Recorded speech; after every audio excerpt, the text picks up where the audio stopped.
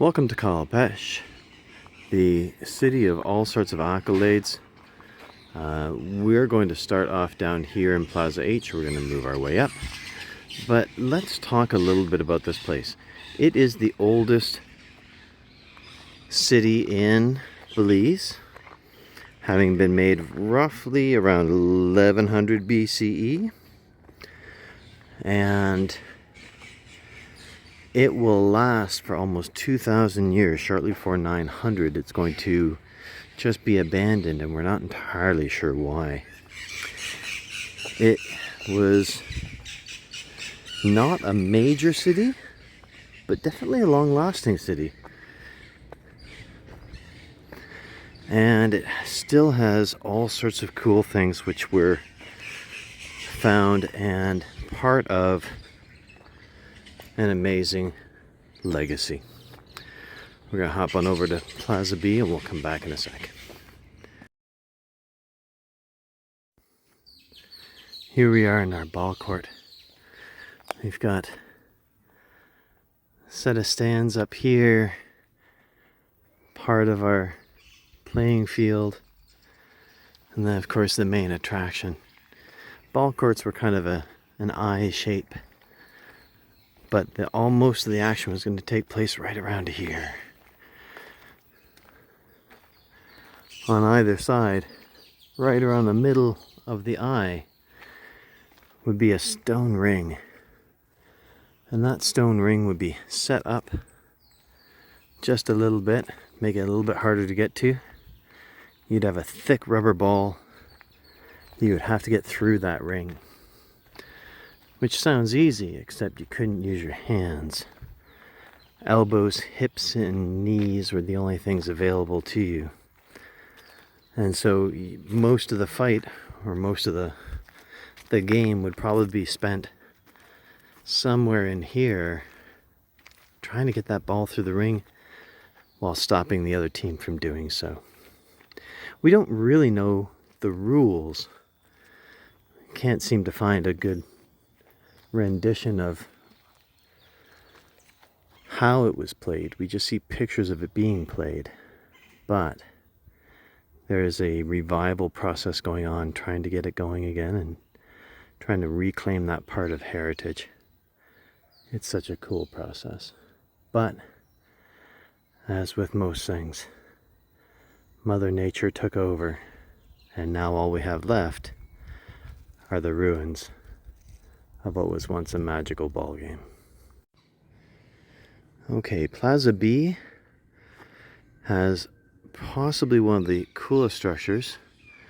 This is structure B1. I know they were really inventive when they named them. Not knowing exactly what everything was all about didn't help, so it was given a number system. This was most undoubtedly a temple, but also a burial place. You'll notice there are 3 tombs, the one large one and 2 smaller ones on either side. Now we're not entirely certain about all the pieces that are in here. There was some extensive looting in the 70s, 80s, and 90s, 70s and 80s. And that changed the face of everything, but at the same time, they found all sorts of cool and unique things in here when they did excavate and get inside. 2 of the things that they found, one was a ring, 3 rings, which, yay for 3 rings, except we've almost never found Mayan rings. And the rings were inscribed. There were pieces of writing on them. And from this, the linguists had a field day because it's the only place in all of Central America that we have a recording of the hieroglyph for the word ring. So that was another piece to add to their lexicon. What they also found was an ink pot, a place to put ink. And while there's been 4 ink pots found in various locations around Central America from the Mayans, this is the only one that has black, yellow, red, and blue coloring, showing off all the different pigments that they would have. Now, this would be the main square. from which the ruler and high priest probably would be standing from the top doing their rituals, and the acoustics are made so that if you are standing on the far side over there, you'll be able to hear their words quite clearly, which is kind of a neat deal when it comes to acoustics. I'm guessing this is done by the walls that surround and sort of trap sound and bounce it around. But not being a sound engineer, that's just my guess. But let's go up, shall we? And no, I'm not going to film my climb. It'll be embarrassing.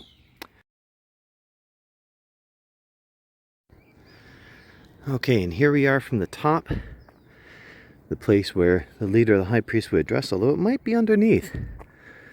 I'm noticing this central stone here, which may or may not be an altar. That would be my guess.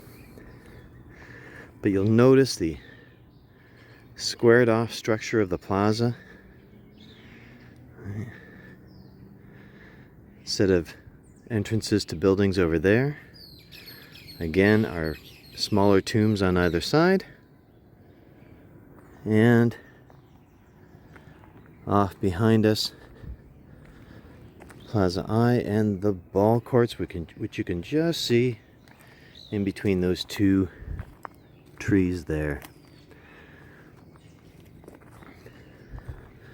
So this is where I would be, leader, ruler of the city, making my proclamations to the people. It'd be easy to get a bit of a Napoleon complex from up here, feeling you're way higher and better than everyone else. But it is quite a climb. We'll talk about the stairs later on. But in the meantime, let's take one last picture and then head ourselves back down.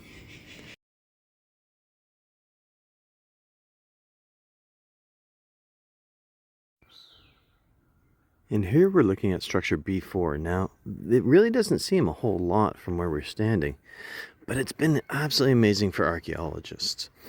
Because one of the things they've noticed is that this is almost classically the whole process of how the Mayans worked.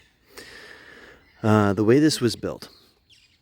So what you're looking at is actually 2 floors down from what this used to look like. And from what they found as they dug, there were 12 more layers underneath. Pretty sure it was 12. So what they would do is they would build a small temple just at the beginning, and then each successive ruler would build on top of it, creating a larger structure, ruler after ruler after ruler, as the economy dictated. Of course, some rulers that were here during economic depressions didn't build. But this is actually the 12th incarnation of the temple or the building that we have here. Now, that means that there are a dozen layers underneath until we find ground, or at least bedrock. And it means that they cleaned up and leveled off the 3 higher ones, which were kind of eroded and taken out by time and nature and, well, looters and borrowers, I guess. So it really kind of says something about how they would start rather modestly, and these things would be built time over time over time until they became a huge thing.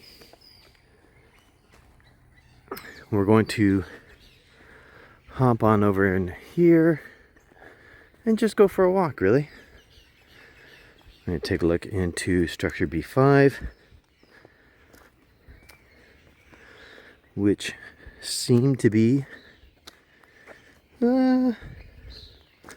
sorry, just watching my feet. As you can tell, larger process, a bit of a hallway. We've got an outline here of a raised dais of a place that is up and above, occluded, of course, or inhabited only by these trees. Which brings me to another interesting point, that as you wander through and you look at this place, you think of this city in the jungle, and yet at the time this would have been surrounded by fields and agriculture. Most of this would have been cleared off. It's only as, well, in the past 1,000 years that nature has come to reclaim it, and trees like these have come back and used their roots to erode and destroy what man so assiduously or made with such great effort. Mangled my phrases there. All right. But I want you to picture this 1,000 years ago, right? Just as it was relatively new, still being built, still being created, still with these open areas or plazas, still with these raised spots and inner buildings where the walls once were. It's a beautiful place now with the trees and the greenery and the birds in the background, but I'm sure it was something else in its prime. There's so much to explore here. There's so much to see and so much to do, and so many stories that I don't know, but would love to find out. Not the least of which is, what are the function of many of these buildings? What were these designed for? How tall were these people, if I have to duck in that hard just to make it to this little spot? And why would they raise the floor this much? Was the rain that hard? There seems to be a hole just above the door. Was that for ventilation? These are questions which, to be honest, someone who is much more learned in these kinds of pieces would know way more than I would. And I would love to find out. Sorry, I am totally...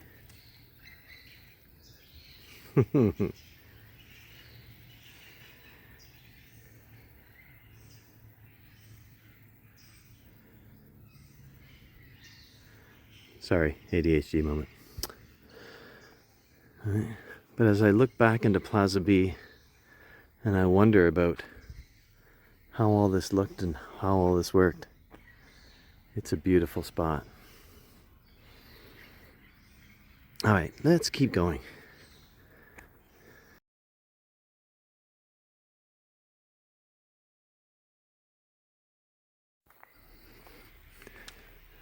So we're getting back into the sort of administrative center and process of the whole piece. I love the stairs up there. I'm wondering if there was an equal set down here. Obviously we're dealing with the ruins and the remains of an entire process. And I find this rather unusual. Obviously the wood is a lot newer.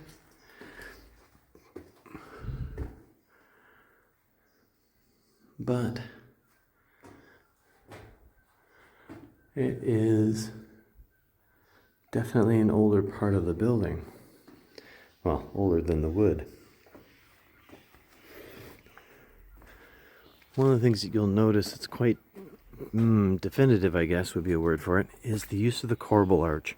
Arches are really difficult to make. It took a long time for various people to figure out how to finish off places like doors in stone before the weight of the stone collapsed in the entranceway. Now, in the Mayan world, what they did is they used the corbel arch, which is almost triangular. It goes up so high so that the weight distribution was equally kept. But it made long, thin entranceways wherever you went. And let's go into this one. I have no clue where any of it's going to lead. but it's a good way to find out. Although from the feel of it, we are off into the administrative area. Series of lower, more residential type buildings. And another long set of stairs heading up. Now, one of the things about the stairs, let's just talk about those. I don't know if it's easy to tell from here, but the stairs are very tall and narrow. Let's see if I can put that in perspective. Now, this wasn't because they love tall and narrow stairs, though maybe it was, but it served a different function. Most of these tall, thin stairs led up to the temples or to the rulers' places, sort of like the Castillo kind of thing. The more regular, mundane places would have much flatter stairs like the ones we see here, or flatter, much easier to climb. But when you had tall, thin stairs, you really had to push yourself up to get there, and that made for a difficult process. When you raise your knees all the way up, you have a tendency to duck your head, which kind of puts you in a bowing position.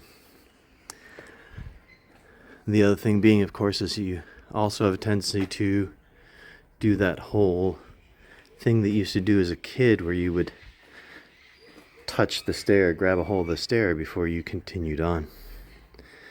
You'd be tapping the stairs ahead of you as you were climbing up them, which really puts you almost into a supplication pose, into a pose where you're bending over a bit, where you are kind of bowing, which is exactly the kind of position they wanted you to be in as you were going up an altar or up to see the ruler of your particular civilization. So when you look at the stairs on these grand places, think about what they do to you as you climb them. Just some neat insight. We're going to turn around and continue our journey.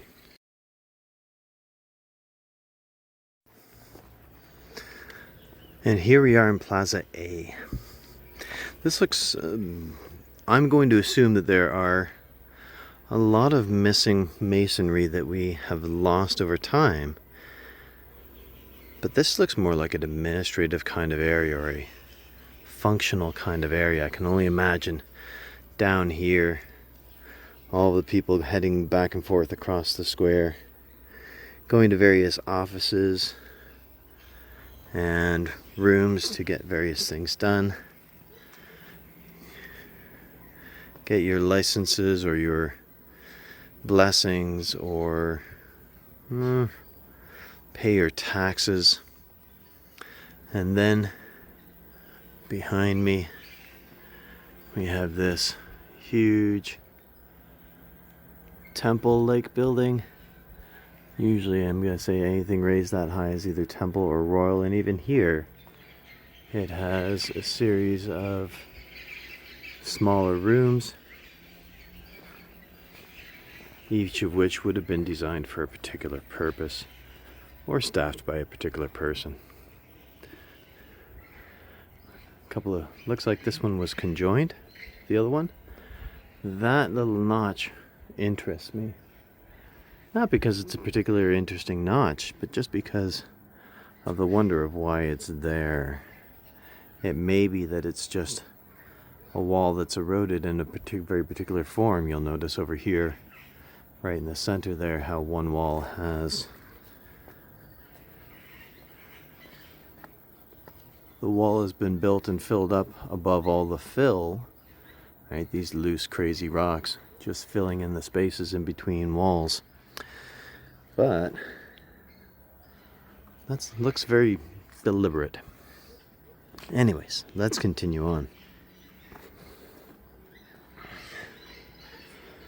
This would have been the administrative center of the area, the town.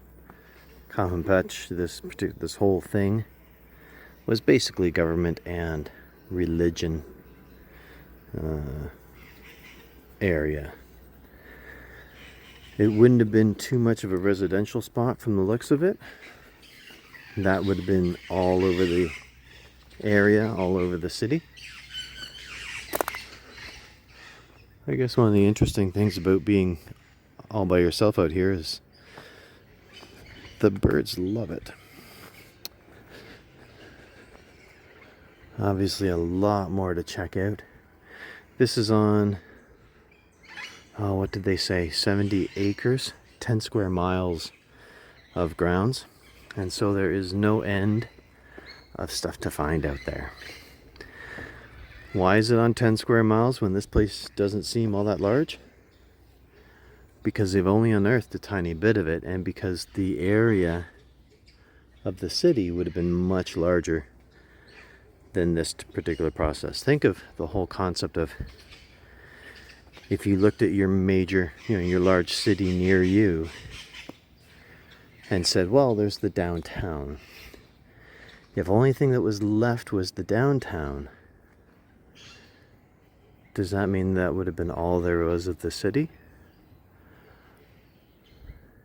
And if we look at most downtowns, are they not sort of dedicated to a couple of purposes as opposed to being overall? I also love right out down here how you can see just the top of a corbel arch. This makes me wonder if they cemented over the top there just to protect the area underneath. I'm not sure, but there's so much to explore. It's such a cool spot. I'm just going to keep on walking. I think I'm going to stop talking just to give you a rest. And the next little bit will be just wandering around.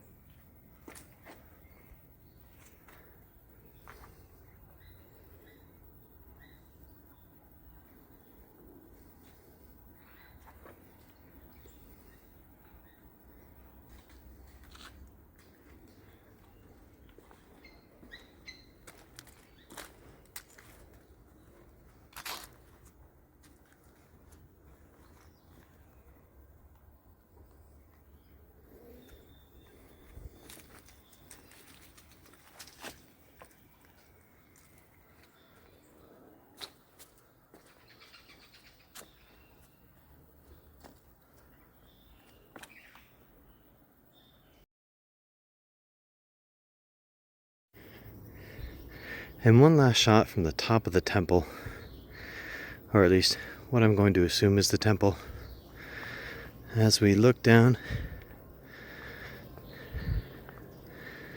A master of all we can survey.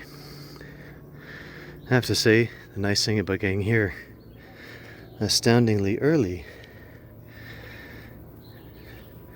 is that you don't really get interrupted much.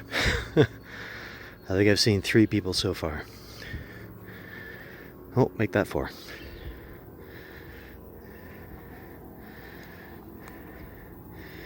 It's an amazing place and a really cool set of ruins. Anyways, welcome to Cahal Pech.